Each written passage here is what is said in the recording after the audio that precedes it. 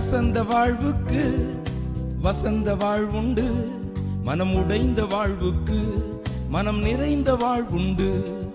கசந்த வாழ்வுக்கு வசந்த வாழ்வுண்டு, மனம் உடைந்த வாழ்வுக்கு மனம் நிறைந்த வாழ்வுண்டு.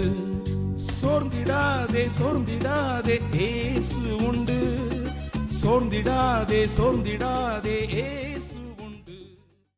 தேவனுடைய நாமத்திற்கு மகிமை உண்டாவதாக. இன்றைய பட்டணங்களிலே பெரிய பெரிய மாளிகைகளுக்கு மேலாக விளம்பரத்திற்காக பெரிய போர்டுகள் அதன் மேல் வைக்கப்பட்டிருக்கிறது. தூரத்திலிருந்து வரும்பொழுதே அது நம்மளை கவர்ச்சிக்கும்படி உயர்த்தி வைக்கப்பட்டிருக்கிறது. ஆனால் மனிதனுடைய இருதயத்தை கவர்ச்சித்து மேலாக இருந்து இழுக்கக்கூடிய காரியம் எது தெரியுமா? கல்வாரி சிலுவை. 2000 வருடத்திற்கு முன்பாக ஆண்டவராகிய இயேசு கிறிஸ்து அந்த சிலுவையிலே தம் ஜீவனை கொடுத்தார். இது சரீர பிரகாரமான ஒரு ஸ்தலம் மட்டுமல்ல, ஆவிக்குரிய காரியத்தின் உயர்ந்த ஸ்தலமாயிருக்கிறது. பரிசுத்த வேதாகமத்தில் யோவான் எழுதின சுவிசேஷம் 12ஆம் அதிகாரம் 32-33 வசனங்களிலே இப்படி வாசிக்கிறோம். நான் பூமியிலிருந்து உயர்த்தப்பட்டிருக்கும் போது எல்லோரையும் என்னிடத்தில் இழுத்துக் கொள்வேன் என்றார். தாம் இன்னவிதமான மரணமாய் மரிக்கப் போகிறார் என்பதை குறிக்கும்படி இப்படி சொன்னார்.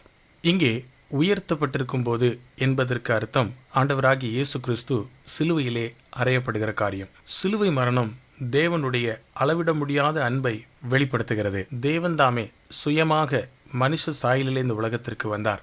காரணம் என்ன? ரோமருக்கு எழுதின நிருபம் 5ஆம் அதிகாரம் 8ஆம் வசனத்திலே இப்படி வாசிக்கிறோம்.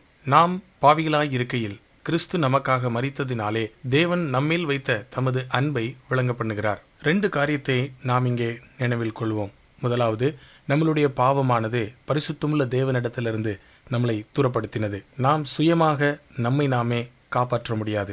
ஆகவே ஆண்டவர் இயேசு கிறிஸ்து மனுஷ சாயலிலே இந்த உலகத்திற்கு வந்தார். நம்மளுடைய சகல பாவ தண்டனையும் தம்மேல் ஏற்றுக்கொண்டு சிலுவையிலே உயர்த்தப்பட்டார். நம் பாவ தண்டனையை தம்மேல் ஏற்றுக்கொண்டு தம் ஜீவனை பலியாக ஒப்பு கொடுத்தார். அவருடைய மரணமானது இரட்சிப்பின் பாதையை நமக்கு திறந்தது. இன்றைக்கு நீங்கள் உங்கள் பாவங்களிலிருந்து மனம் திரும்பி ஆண்டவர் இயேசு கிறிஸ்துவின் மரணத்தின் மேல் விசுவாசம் வைத்து உங்களுக்காக ஆண்டவர் இயேசு கிறிஸ்து தம் ஜீவனை பலியாக கொடுத்தார் என்று நம்பி அவரை ஏற்றுக்கொண்டால் நித்திய ஜீவனை நீங்கள் பெற்றுக்கொள்ளலாம். தேவன் உங்கள் அனைவருக்கும் உதவி செய்வாராக.